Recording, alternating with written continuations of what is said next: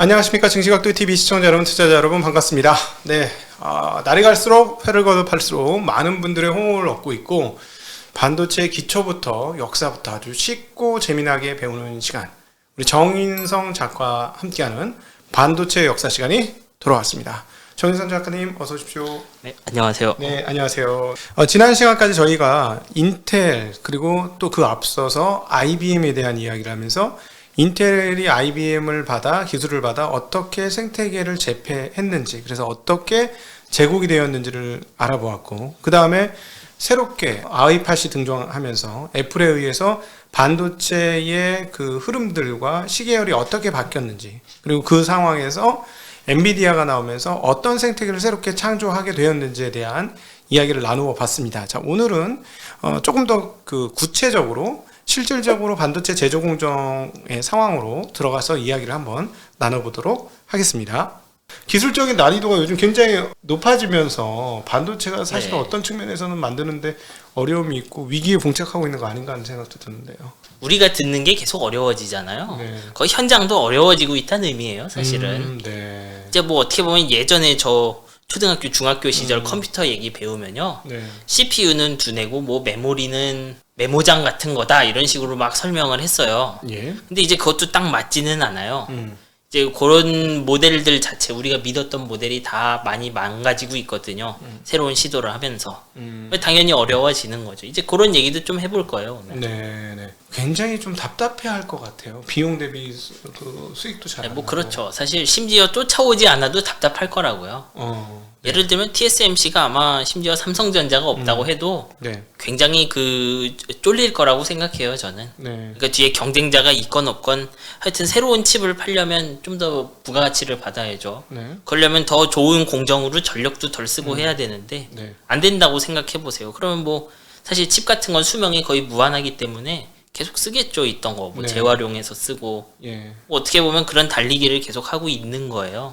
반도체 회사들도. 원래 그 지난번에 이제 말씀을 해주셨을 때 웨이퍼당 쓸 수 있는 전력은 동일하다. 네. 그래서 사실은 미세 공정으로 가서 웨이퍼, 쉽게 얘기하면 아파트 단지 한 개에서 쓰는 전력이 똑같으니 아파트를 고층으로 만들면 집당 전력은 적게 쓰는 게 일종의 반도체의 전성비. 네, 정확하게 밀도를 높이는 거죠. 그렇죠. 거기서. 밀도를 네. 높이는 거죠. 반드시 높이는 것만 있진 않고 네. 그 하나하나가 작아져도 돼요. 음. 그러니까 그 예를 들면 제가 위로 쌓아도 되고 혹은 위로 쌓는 게 아니면 100개 들어갈 곳에 200개 넣어도 되는 거잖아요. 네네. 이제 원래의 방식은 그 100개 들어갈 곳에 200개 넣는 방식이었죠. 네네. 이제 그 방식을 계속 해 나가긴 하지만 이제는 뭐 위에로도 좀 해보고 그게 삼성의 GAA가 하는 방식이죠, 사실. 네. 뭐 트러블이 있다곤 하지만 뭐 나가야 되는 길이죠. 그럼에도 불구하고 미세화 될수록, 그리고 또 EUV 공정이 들어왔다라는 것 자체는 어떤 극단 또는 한계에 와 있다라는 얘기 아닙니까? 그동안에는 뭐 불화 아르곤 공정 뭐 이런 것들을 썼던 걸로 알고 사실 있는데. 그 사정은요, 이제 좀 두 가지로 볼 수 있어요. 하나는 이제 분해능이란 게 있어요, 빛에는. 그래서 빛의 파장이 짧을수록 더 미세한 패턴을 그릴 수 있거든요. 근데 그래서 기존에는 뭐 KRF 레이저를 쓰고 네. 그 다음에 아르곤 쓰고 아르곤에다가 이제 액침이라고 부르는데 이멀전 장비를 써서 계속 파장을 줄였어요. 네. 근데 거기서 파장이 더 짧아지면 이제 무슨 일이 나냐 하면 공기에 흡수가 돼요, 빛이. 그게 EUV 영역인데 딱. 그러니까 지금까지는 제가 회로를 작게 그리려면 웨이퍼에 레이저 파장을 계속 줄여주면 됐던 거예요. 네. 근데 파장을 계속 줄이다 보니까 어느 순간 공기에 흡수가 되는 거예요, 얘가. 그러면 이거는 어떻게 보면 좀 프로펠러 비행기에서 제트기 넘어가는 거랑 비슷해요. 기존에는 그냥 뭐 공기 중에서 레이저 뭐 바꾸고 뭐 안정화하는 기체 넣고 했다고 하면 이제 EUV가 되면 완전 진공을 거의 만들어줘야 돼요, EUV 안에다가. EUV가 들어가는 챔버 또는 EUV 안에서 EUV 기계 자체가. 기계 자체가 진공해야 네. 된다. 그래서 그 ARF 기계랑 EUV 기계를 보면은 사이즈 자체가 달라요. 뭐. 그럼 EUV가 엄청 크겠네요. 네, 엄청 커요. 네. 실제로 그래서 그 공시나 뭐 뉴스를 보면 EUV 전용 공장을 만든다 이런 이야기들을 해요. 왜냐하면 반도체 회사들이 기존 공장을 고치면은 쉽지가 않거든요. EUV를 쓰기에. 네. 공간을 너무 많이 차지해서. 네. 이제 그런 것들이 어려움 중 하나죠. 네. 그렇게 제조들도 어려워지고 있고요. 그리고 이렇게 제조가 어려워진다는 건 달리 말하면요. 제가 예를 들면 100개 트랜지스터 이제 200개를 직접 했어요. EUV를 써서. 그러면 100개에서 200개 가는 비용이 예전에는 뭐 한 10% 올랐다고 하면요. 네. 가격은 10% 올랐는데 트랜지스터 2배 된 거잖아요. 근데 200개에서 400개 가는 건 어려운 거예요, 이제. 예. 왜냐면 EUV가 워낙 비싸니까 공장도 더 들어가고. 그러면 이제 트랜지스터, 새로 받은 트랜지스터를 좀 똘똘하게 쓸 필요가 있겠죠. 네. 그리고 한편으로는 이렇게 트랜지스터가 많아지면 설계하는 쪽도 되게 문제가 많아요. 네. 일종의 한계 효용 체감이 있는 거예요, 이것도. 네. 예를 들면 인텔이 CPU를 만든다고 하면요. 그 트랜지스터 100개로 만들 수 있는 성능이 100이다. 그럼 트랜지스터 200개 딱 늘려놓으면 200이 되진 않을 거예요. 한 190, 180 이렇겠죠. 네. 과거에는 이거를 미세화해서 전력을 절약하는 거를 좀 써갖고 상대적으로 전력을 더 주거나 하는 식으로 그 성능을 잡았다고요. 근데 점점 그것도 잡는 게 힘들어져요. 그래서 기존 칩들은 이런 그 제조의 어려움으로 인해서 점점 어떻게 보면 가성비는 좋아져요. 작년 칩보다 올해 칩이 좋죠. 근데 작년에 50%씩 좋아졌다고 하면 올해는 40%, 내년에는 30%? 네. 이렇게 계속 줄어 들어가는 거죠. 네. 그러니까 제조의 어려움이 하나 있는 거고 제조할 때 그 비용 절감이 줄었다. 네. 그리고 그렇게 해서 트랜지스터를 줬음에도 잘 쓰기가 쉽지 않다 이제. 네. 이제 요 배경에서 일어나는 일들을 좀 오늘은 이야기를 해볼 거예요. 네. 네. 내용들을 본격적으로 하기에 앞서서 우리 시청자들이나 일반인들이 보기에 트랜지스터 개수가 늘어난다라고 생각하면 우리 제 나이 또래는요 8석, 12석 라디오 만들 때 그 발색이 달린 트랜지스터 생각하거든요. 아, 예, 그럴 수 있죠. 트랜지스터가 근데 요만한데 뭐 10억 개 들어간다고 하면 네. 그걸 어떻게 10억 요만한 데다 10억 개를 넣지 하고 이해가 안 되는데 그거 개수가 늘어나는 거 어떻게 계산하는 걸까요? 아, 그거는 말 그대로 이게 우리가 웨이퍼, 그 실리콘 웨이퍼를 쓰잖아요. 네. 그게 가능한 이유가 뭐냐면요. 그 아까 말씀드린 노광 있잖아요. 네. 그 노광으로 제가 실리콘 웨이퍼 표면에다가 뭔가 새길 수가 있어요, 말 그대로. 그렇죠. 회로의 모습을 만들 수가 있어요. 그렇죠. 근데 파장이 짧아지면 점점 선의 굵기는 얇아지고요. 그렇게 해서 트랜지스터 개수 줄어들잖아요. 네. 그러면 그대로 찍어내는 거예요, 웨이퍼에다가. 제가 광원만 바꾸면 엄지손가락만 했던 트랜지스터가 새끼 손톱만해지고, 네. 그 다음에 새끼 손톱 끝에 뭐만해지고, 이렇게 계속 작아진 것 뿐이에요. 광원을 통해서. 네. 그러니까 핵심은 찍어낼 수 있다는 거고요, 매우 작게. 그 회로도 안에 트랜지스터가 들어가는 개념인 거죠? 그 회로도. 예, 그 현미경으로 보면 보여요. 이게 트랜지스터구나, 뭐 이런 게. 아, 캐퍼시티 보이듯이.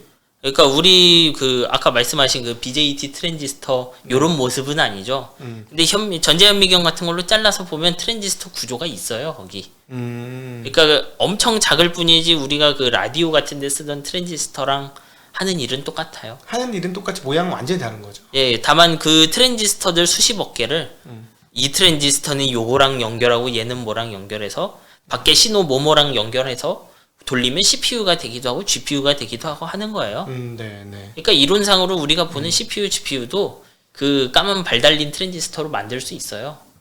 좀 사이즈를 크게 하거나 이렇게 하면 좀 아주 조잡하거나 크겠죠. 예. 좀 조잡하고 그러면 예, 그런 거 20억 개 엮으면 이제 물론 전기 엄청 쓰고 엄청 느리고 되긴 돼요, 정말로. 네, 네. 이 트랜지스터나 이 디지털 회로가 좋은 건요.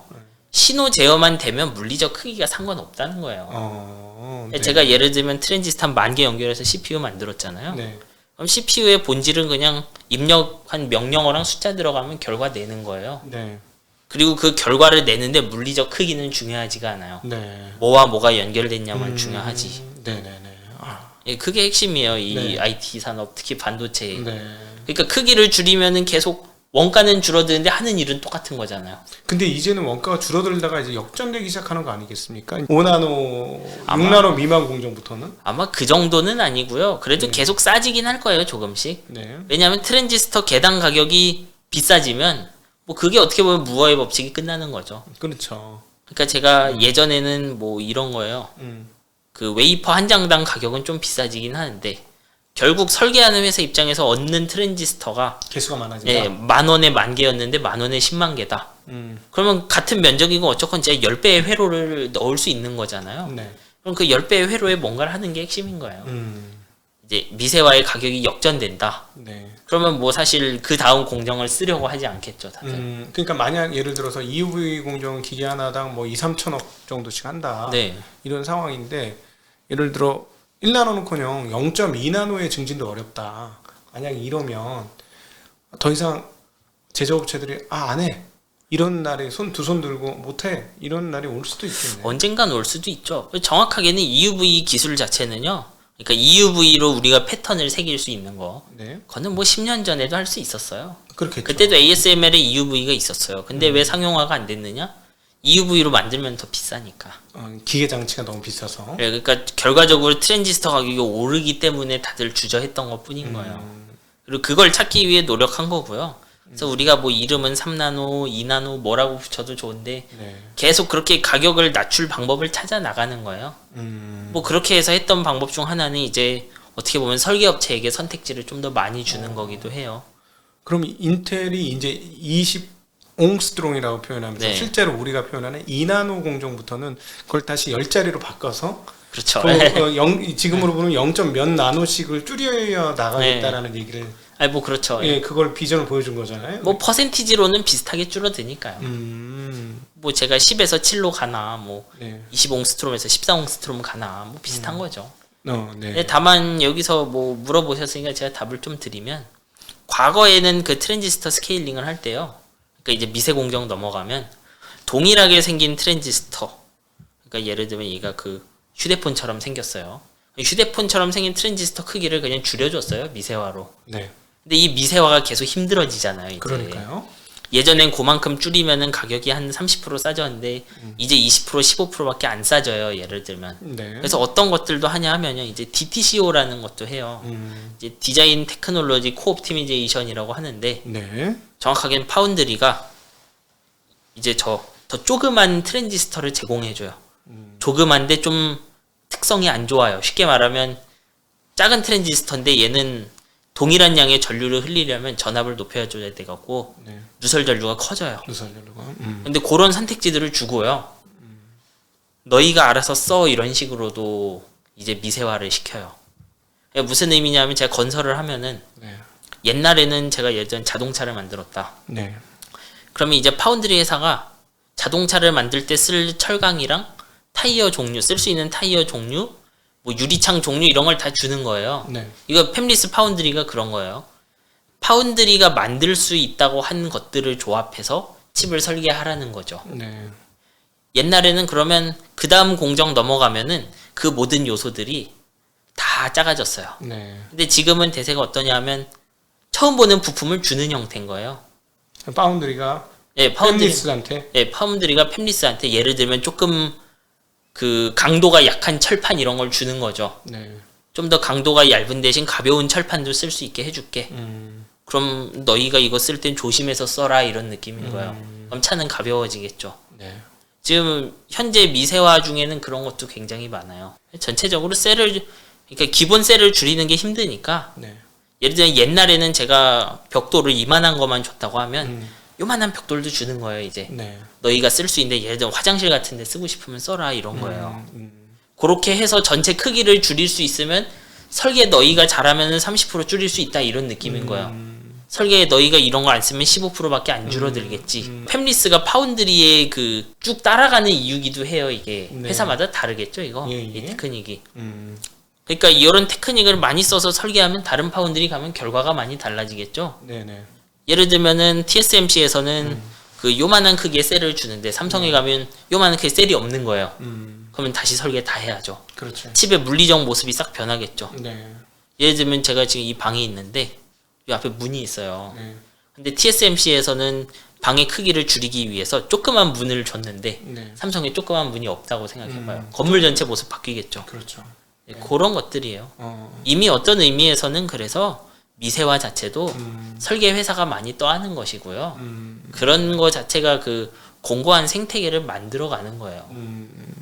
예를 들자면 그러면 이제 그 전체 건물 사이즈를 줄이기 위해서 정말 극단적으로 줄이기 위해서는 방과 방 사이의 벽까지도 줄이면 그렇죠. 네. 공간을 확보하면서 하는 건데 문제는 뭐냐면 방과 방사의 칸막이가 너무 얇으면 그렇죠. 예. 옆방에서 하는 얘기가 다 들리는 거지 않습니까? 맞아요. 예, 그 특성을 설계 너희가 할 때 잘해라 이런 느낌인 거예요.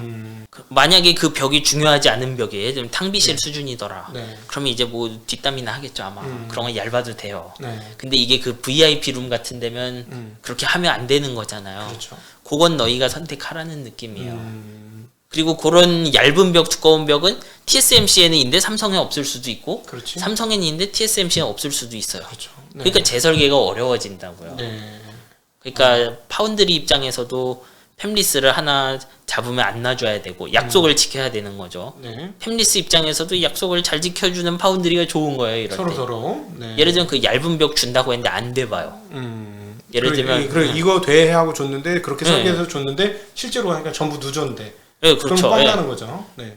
예, 그런 얇은 벽이 있어도 예를 들면 소리가 한 5m는 안 들린다고 했는데 해보니까 5m 밖까지 들리고 그러는 거죠. 네. 그럼 나중에 가서 설계 2년 했는데 이제 난리가 나는 거죠. 그렇지. 예. 네.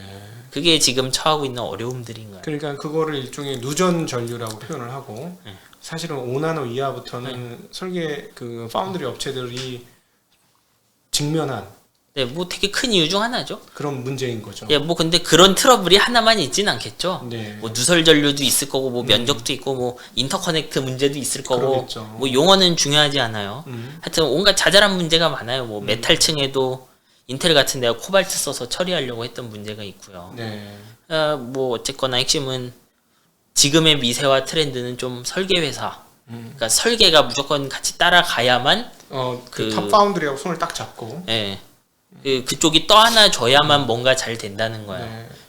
그만큼 미세화는 힘든 거죠. 네. 그러니까 사실 이번에 그 애플의 M1 칩을 사용하는 걸 보면 네, 저는 개인적으로 문외 아니지만 기술 문외 아니지만 얘네들이 파운드리 공정의 어려움들을 충분히 인식을 하고 이런 방법을 선택했나 보다.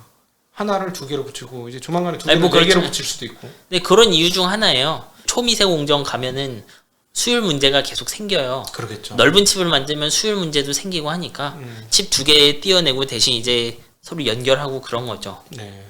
뭐 그런 트렌드는 여러 군데 많이 있어요. 뭐 다양한 방식으로 그 솔루션 가격에 맞게 처리를 하려고 하죠. 네. 예를 들어서 최근에 또 반대로 삼성전자의 GOS도 네. 따지고 보면 누설 이거 말씀해 주실 수 있을지 모르겠는데 누설 뭐요? 전류 이거는 많은 게 뭐- 문제가 되지 않나요? 사실 이건 되게 여기저기서 하나씩 터진 문제인 건데 일단 아마 제가 알기로 지금 쓰는 스냅드래곤이 삼성 4나노라고 하는데 실제로는 이게 삼성 옛날 7나노부터 쭉 온 5나노 계통일 거예요. 제가 알기로. 네. 근데 이제 그 7나노에서 TSMC와 삼성 대결을 보면 그 삼성이 밀렸죠, 사실. 삼성이 선제적으로 이제 TSMC보다 빠르게 EUV를 막 깔았는데 네. 그 실제로 특성 나온 거 보면 TSMC 7나노 EUV 안 썼는데 그렇게 좋지 않았어요. 아마 그 7나노랑 그 후손들의 조금 트러블이 있었던 것 같아요, 회사에. 네. 삼성 5나노 자체도 TSMC 5나노랑 비교하면 좀 되게 발열도 심하고 그랬죠. 네. 이제 어디에서 심했는지 뭐 이것저것 까봐야 알겠죠, 그건. 아마 어디 한 군데 문제는 아닐 거예요. 전체적으로 밀린다든지 뭐 그런 거겠죠. 이제 그런 와중에 그 암 설계, 네. 이제 그 스냅드래곤이건 뭐 디멘시티건 다 그런데 애플 빼고는 지금 암이라는 회사가 만들어준 설계를 그대로 써요. 애플 같은 경우는 IP만 받아도 자기네가 설계를 하는 거고. IP도 좀만 받고 거기는 암이라는 명령어를 쓸 권한만 받아서 다 설계해요. 거의 다 하는 거군요. 그러면. 예, 그러니까 좀 이걸 어떻게 보면 되냐면 AP를 자동차라고 하면요. 네. 제일 중요한 게 엔진이잖아요. 네. 근데 암은 그 엔진을 만들어 주기도 해요. 그 엔진을 받아다 쓰는 게 퀄컴이나 삼성 같은 곳이죠. 네. 그리고 애플은 어떠냐 하면은 엔진은 가져다 쓰고요. 자동차란 걸 만들 권한만 사서 쓰는 거예요. 엔진은 엔진은 스스로 만들고요. 스스로 만들고. 네. 그러니까 암은 회사 이름으로서 암이 있고요. CPU가 쓰는 언어도 암이라고 불러요. 네. 암 ISA라고 하는데 애플은 ISA 쓸 권한만 받고 그 ISA를 스스로 해독해서 도는 코어는 스스로 만들어요. 네. 근데 이제 퀄컴이나 삼성, 뭐 미디어텍 이런 곳은 네. 그 암이라는 명령어를 통해서 돌아가는 코어 부분을 사서 써요, 암에서. 네. 네. 근데 이제 암보다 애플이 결국 설계를 더 잘했다는 잘한 거지. 그렇죠. 따지고 예. 보면 그렇죠. 예. 그러니까 설계 인력이 어마무시 몇천 명이라는 설도 있고 근데 그러면 설계 인력에 엄청난 많은 투자를 애플이 한 것이다. 그렇죠. 아마 암이 그런 것도 있고 좀 여기저기 손을 많이 벌렸다니까. 이거 하고 저거 하고 이거 하고 저거 하고. 그래서 안드로이드 진영이 좀 난리가 난 감도 있어요. 네. 원래 예를 들면 인텔 같은 회사도 그 CPU 연구소가 많아요. 네. 그 이스라엘에 뭐 하이파이 있을 거고, 하이파이어 그다음에 그리고 오레곤, 네. 뭐 하여튼 한 세 개, 뭐 네네. 힐스보로 잘 모르겠어요. 힐스브로. 네, 맞아요. 그렇게 세 개인가 있을 거예요. 네. 그렇게 CPU 팀들만 돌아가면서 연구하고 가끔 한 번씩 막 갈아 엎어버리고 그래요. 네네. 아마 그렇게 갈아 엎는 시간이 필요한가 봐요. CPU라는 거. 왜냐하면 제가 기존 자동차를 조금씩만 개선해서는 예를 들면 현대 소나타 20년 전 플랫폼을 계속 쓰면 이게 지금 소나타 되겠어요? 그렇죠. 한 번씩 뒤집어 엎잖아요. 네네. 아마 풀 체인지. 네. 네. 아마 그런 좀 체인지가 있어야 되는데 벌려놓은 설계에 비해서 팀의 크기가 안 커졌나 봐요. 아 설계 인력이나 이런 네. 게 이제 암의 역량이 안 됐다. 네, 네, 이렇게 뭐 봐야 되겠죠. 왜냐하면 미디어텍 그 디멘시티도 보면 완전 만족스럽진 않고요. 스냅드래곤도 별로고. 하여튼 암에서 코어텍스 X 시리즈 들어간 거 다 그래요 보면. 전 거기서 삼성의 지분도 좀 있긴 하지만 한편으로는 그 암 쪽 설계 여기가 이제 광역으로 문제를 좀 일으키는 느낌이 있어요. 저는 이제 사견이지만 그런 것 때문에라도 누구 하나가 인수하는 게 좋다고 생각은 했어요.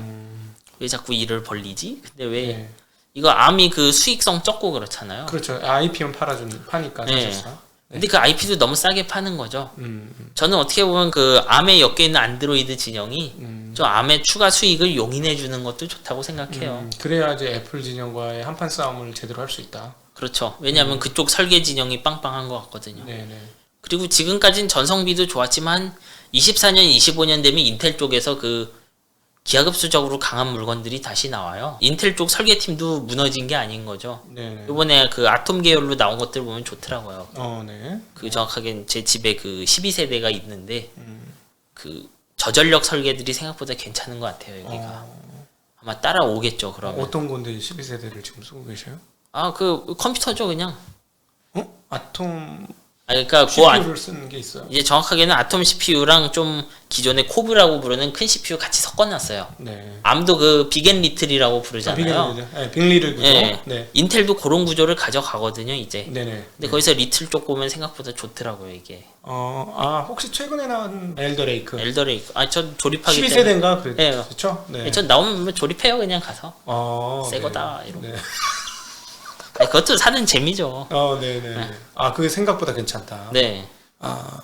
또 이 와중에 그냥 게임하는 애는 아니라서 네. 이것저것 돌려보거든요. 근데 괜찮더라고요. 이거. 그 DDR5하고 붙습니까? 그게? 근데 저는 붙습니까? 저는 4 썼어요. 두 개 다 붙이는 네, 거. 둘 다 쓸 수 있는데 이제 가격이 아직 DDR5는 현실적이지 않으니. 그렇죠. 네. 무엇보다 제가 쓰는 그 목적에는 큰 성능 차이가 없어요. 네.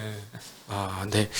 여러분은 지금 우리 반도체 전문가 정인성 작가와 함께하는 증시각도기의 투자 인사이트 반도체 역사 시간을 함께하고 계십니다.